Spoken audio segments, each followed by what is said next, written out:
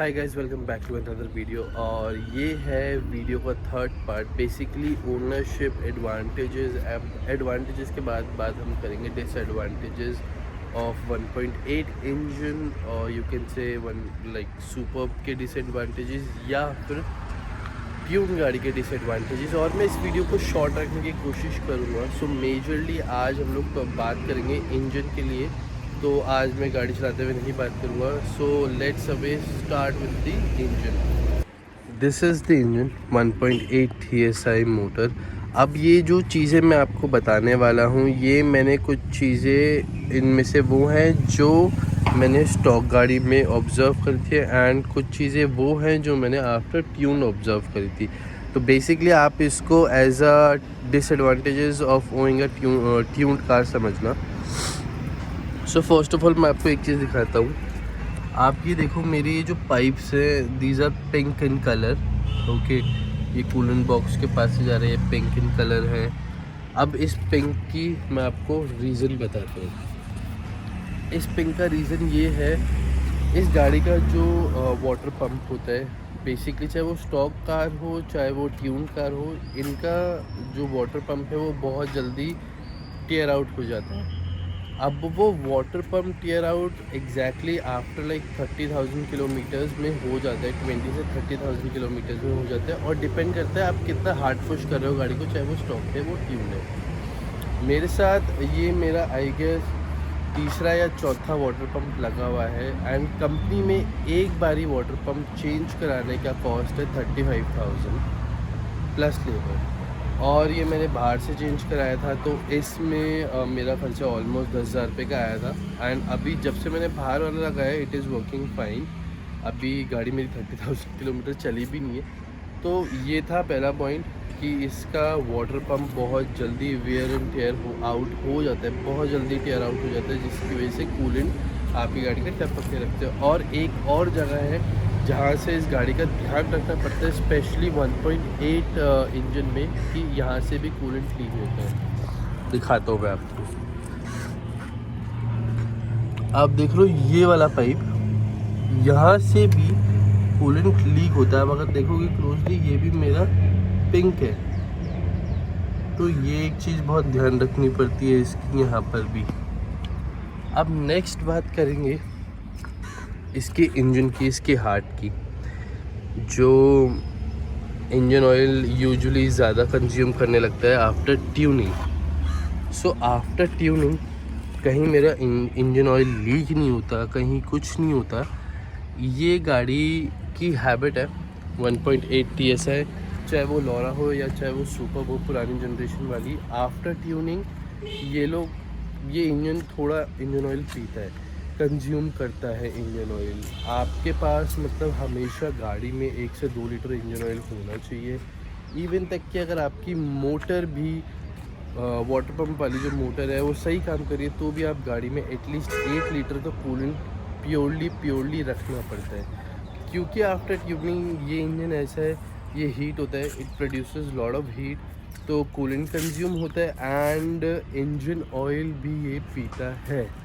तो ये था दूसरा डिसएडवांटेज। अब तीसरे की बात करते हैं।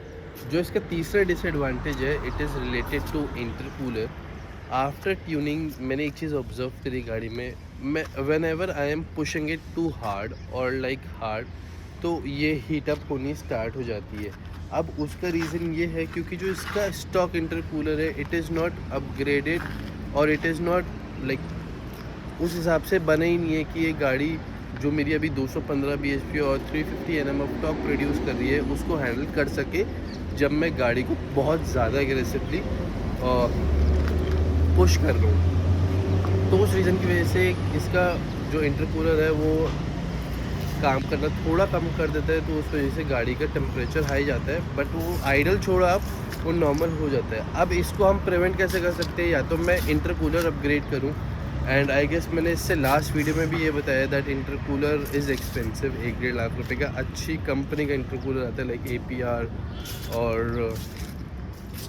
और भी बहुत सारी कंपनी है, बट उस पर भी हम बाद में आएंगे क्योंकि मेरा भी कुछ प्लान है आगे चल के गाड़ी में और चीज़ों को कराने का। अब जो इसका फोर्थ डिसएडवांटेज है। ओके सो हम स्टार्ट करते हैं ब्रेक से। अब आप इसको, दो चीज़ें हैं, या तो आप इसको डिसएडवांटेजेस समझो या आप समझ लो कि एडवांटेज है। ओके, आफ्टर ट्यूनिंग अभी मेरे ये स्टॉक ब्रेक ही चल रहे हैं। साइज़, कैलिपर का, डिस्क का, सबका साइज़ सेम है। बट आप जब फॉर एग्जांपल आप गाड़ी स्टेज 2 करा रहे हो, आपको पता है आपकी गाड़ी स्टेज 2 में ऑलमोस्ट 260 bhp के अराउंड प्रोड्यूस करेगी, तो उतनी पावर इसको रोकने के लिए भी चाहिए ब्रेक्स के लिए। तो ब्रेक्स आते हैं इसके काफ़ी महंगे। एंड ये तो होगी ब्रेक की बात। टायर्स, आपको आफ्टर ट्यूनिंग टायर्स अपग्रेड कराने पड़ते हैं, क्योंकि स्टॉक टायर्स थोड़ा पतला है, तो वो करता है बहुत ज़्यादा व्हील स्पिन। देखो ये सारी बातें हैं खर्चे वाली। अब या तो आप खर्चे को, आपकी पॉकेट इतनी अलाउ करती है तो आप इसको एडवांटेजेस ले लो, नहीं करती तो डिसएडवांटेजेस में तो डेफिनेटली काउंट होंगे। क्योंकि for like middle class people like us, अगर हम लोग गाड़ी ट्यून करा रहे हैं एंड उसके बाद बहुत खर्चे होते हैं। मेरा ट्यूनिंग में लाइक ज़्यादा स्टेज 1 में ज़्यादा खर्चा नहीं होता, बट मेरा खर्चा कहाँ हुआ, मेरे टायर्स पे, मेरे अलॉयज़ पे।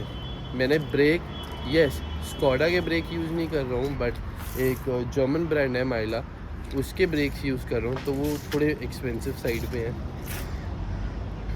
ये तो हमारा हो गया 4th पॉइंट। अब 5th पॉइंट मैं गाड़ी के अंदर चल के बात करता हूँ, क्योंकि वो अंदर वाली चीज़ है। So let's go inside the car. Okay, मैं एक चीज़ बताना भूल गया हूँ। ये जो बॉक्स है it is related to air filter. If you see, ये पाइप यहाँ जाके इसमें कनेक्ट है।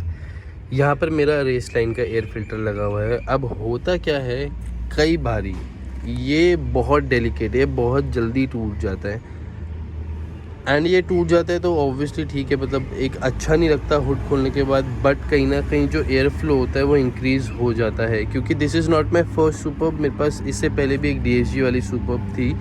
अब मैं आपको एक चीज़ और बताता हूँ, जो आजकल के नए मॉडल्स आ रहे हैं VRS 245, VRS 230, जिनमें 2 लीटर टर्बो इंजन है, उसके यहाँ पर जो स्टॉक रिप्लेसमेंट की प्लेस होती है अपनी एयर फिल्टर की, उस एयर फिल्टर खोलने के अंदर उसके अंदर एक स्नो फिल्टर होता है, या स्नो आप कह लो एक टाइप का, दिस इज़ अ टर्म, जो स्नो में बात कर रहा हूँ एक टर्म है। वो क्या करता है, पहले वो चीज़ लगी होती है, फिर उसके ऊपर एयर फिल्टर लगा होता है। वो जो स्नो वाली चीज़ मैं आपको बता रहा हूँ प्लास्टिक की होती है, आप उसको निकाल सकते हो and directly air filter fit कर सकते हो, एयर फ्लो बढ़ जाता है और कुछ नहीं है। इन गाड़ियों में ये हटाना पड़ता है, इस 1.8 वाले इंजन में एयर फ्लो इंक्रीज़ करने के लिए।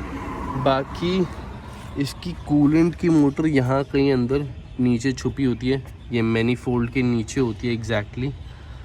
एक तो ये है, एंड यस एक चीज़ और, मैनीफोल्ड के नीचे ही इंजन ऑयल कूलर होता है। जो मेरी लास्ट सर्विस हुई थी उसमें मैंने इंजन ऑयल कूलर भी चेंज करा था। तो ये तो चलो ठीक है, ओवर द ईयर एक्सपेंसेस आते हैं, बट एज सच मुझे गाड़ी ने कभी दिक्कत नहीं दी है। सो अंदर बैठ के बात करते हैं, क्योंकि 5th पॉइंट अंदर बैठ के समझाने लायक ही है। ओके, सो हम गाड़ी के अंदर आ चुके हैं। कंसोल एकदम अच्छा है, कोई वार्निंग लाइट्स नहीं है, एक्सेप्ट ये जो वार्निंग लाइट है इसका मतलब होता है कि मुझे अपना वॉशर फ्लूइड में पानी भरना है, जो वाइपर्स के लिए यूज़ होगा। बाकी जो 5th पॉइंट है हमारा, it is related to this gear box. So start करते हैं 5th पॉइंट। सो या एज आई सेड कि हमारा जो 5th पॉइंट है वो it is related to gear box. So चलते बात करते हैं। एंड फाइनली मैं दोबारा गाड़ी के अंदर आ गया हूँ। Gear box, so after tuning जिनके पास ऑटोमेटिक DSG गियर बॉक्स वाली सुपर्ब है, इवन तक कि आज की ऑक्टाविया है या सुपर्ब स्पोर्ट लाइन है, वो लोग एग्रेसिवली लॉन्च नहीं कर सकते हैं अपनी गाड़ियाँ, क्योंकि उनका जो मेगाट्रॉनिक है ना वो ख़राब हो जाएगा। अब मेगाट्रॉनिक ख़राब होने का मतलब है कि बहुत खर्चा, मतलब बहुत ही ज़्यादा खर्चा। क्योंकि मुझे पता है, मेरी लॉरा थी, मैंने कंपनी में उसके फ्लाईव्हील का रेट पता करा था, डीजल लॉरा, एंड मुझे कंपनी ने आज से 10 साल तो नहीं, लाइक 2016-17 की बात है, क्योंकि वो 2009 मॉडल लॉरा थी LNK, जिसमें सनरूफ भी आती थी। DSG गियर बॉक्स, उसकी क्लच ख़त्म हो गई थी, तो मुझे कंपनी वालों ने एस्टिमेट दिया था ऑलमोस्ट 1.5 लाख रुपए का। एंड मैं ये सुन के हिल गया था क्लच का प्राइस। फिर मैंने बाहर से कहीं से जुगाड़ करके सस्ते में, बहुत ही सस्ते में, मतलब 30,000 रुपये में सारा काम करवा दिया था। एंड आज तक वो जो बंदा गाड़ी चला रहा है, कोई दिक्कत नहीं। सॉरी, मेरी तबीयत थोड़ी ख़राब है, I have a cold, severe cold है। एंड या सो DSG वाले एग्रेसिव लॉन्च नहीं कर सकते हैं। रही मेरी मैनुअल की बात, तो हम लोग अग्रेसिव लॉन्च कर लेते हैं, बट हम लोग कहाँ मार खाते हैं, हम लोग व्हील स्पिन में बहुत मार खा जाते हैं। बट हाँ, DSG का अगर आप एग्रेसिव लॉन्च करो ना, आपका 2-3 बारी में मेगाट्रॉनिक उड़ जाएगा, और वो बहुत सिरदर्दी की बात है। व्हील स्पिन फिर आप एक बार ही झेल जाओगे, बट मेगाट्रॉनिक उड़ना एक बहुत ज़्यादा सिरदर्दी की बात है।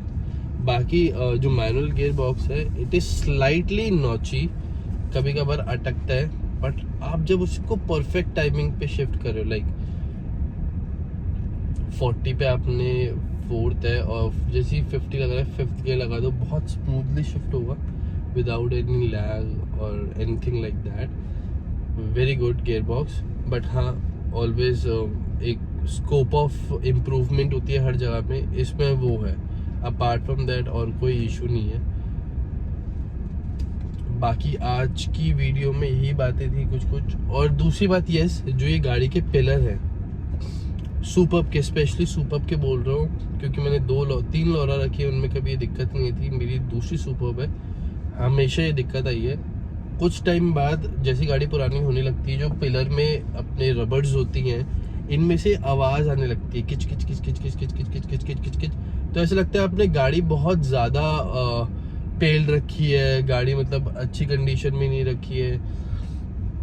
ये बहुत माइनर चीज़ें हैं जो हर कोई नहीं बताता। एक तो ये, बट ठीक है, रबड़ वाला इतना कोई मेजर इशू नहीं है। मेजर इशू जो था ट्यून्ड गाड़ियों का, कंजम्पशन ऑफ इंजन ऑयल बढ़ जाता है। एवरेज की मैं बात ही नहीं कर रहा, क्योंकि अगर आप स्टेज 1 करा रहे हो या आप सुपर जैसे पेट्रोल गाड़ी चला रहे हो, तो आई डोंट थिंक सो कि आपको एवरेज का इतना सोचना चाहिए। सेकंड, हाँ, वाटर पंप और जो उसकी वाटर पंप की मोटर है, वो थोड़ी ज़्यादा जल्दी वेयर एंड टियर आउट होने लगता है उसमें। एक तो ये हो गया, इंटरकूलर हो गया। ब्रेक्स वो अपने ऊपर है, you take it as a advantage, you take it as a disadvantage. For me it is advantage. मेरे पास अभी पैसे नहीं है कि मैं ABC के जाके डिस्क और ब्रेक पैड्स ले लूँ और 1-1.25 लाख रुपए खर्च कर दूँ, अभी नहीं है। बट आई नो जब होंगे मैं लूँगा, तो it is an advantage. Obviously आपकी गाड़ी की स्टॉपिंग पावर रुक जाती है। और कल किसी ने नहीं देखा, कल को मैं शायद 160-170 स्पीडिंग कर रहा हूँ, कोई एकदम से आ गया, नहीं लगेंगे ब्रेक। जो भी मेरे करंट ब्रेक है उसमें इतनी जल्दी ग्रिप नहीं बनेगी एज कम्पेयर टू EBC। तो यही कुछ छोटे मोटे पॉइंट्स थे स्टॉक गाड़ी के।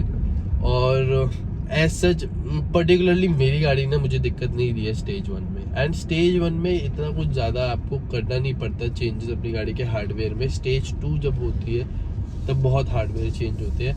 एंड मे बी आगे चल के आफ्टर सम मंथ्स मैं इसको स्टेज 2 करा हूँ। अभी मेरा डिस्कशन चल रहा है, क्योंकि मेरी गाड़ी ऑलरेडी 90,000 के पास है, तो वो स्टेज 2 करेंगे या नहीं करेंगे, क्योंकि हमें गाड़ी का टर्बो हेल्थ भी देखना होता है। अगर मेरी टर्बो हेल्थ ज़्यादा अच्छी नहीं होगी तो स्टेज 2 के लिए मेरा फिर टर्बो बदला जाएगा, तो उसमें फिर वो ये खर्चा वो सब बढ़ता चला जाता है। इवन तक कि मैंने एग्जॉस्ट भी नहीं लगाया हुआ। तो देखते हैं कि स्टेज 2 में क्या खर्चा आता है क्या नहीं। बट ये है, हाँ, कराऊंगा ज़रूर स्टेज 2।